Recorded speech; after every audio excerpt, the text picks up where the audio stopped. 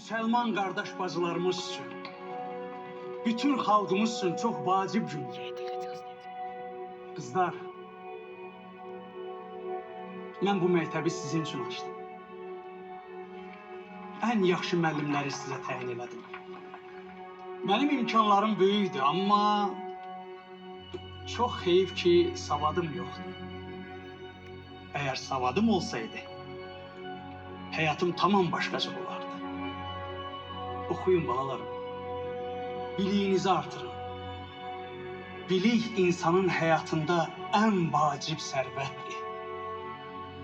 Mən inanıram ki, bu tədris ocağını bitirəndən sonra siz gələcəkdə savadlı bizim xalqımıza lazımlı şəxslər olacaqsınız.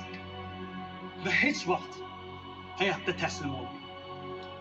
Axtarın, tapana qədər axtarın, sona qədər mübarizə aparın. Sizə yeganə nəsihətim budur ki, adət-ənənəmizdən möhkəm yapışın. Bir əlinizdə imanı, o bir əlinizdə tərəqqini tutub, xalqımıza sidq ürəklə, sədaqətlə xidmət edin. Mən sizə inanıram. Sizə uğurlar və həyatda sizə xoşbəxtlik arzulayıram.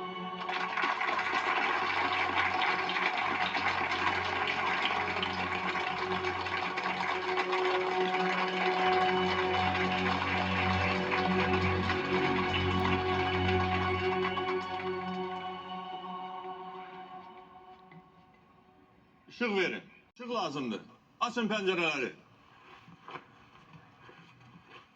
Elmli kadınlar nur saçar elbet.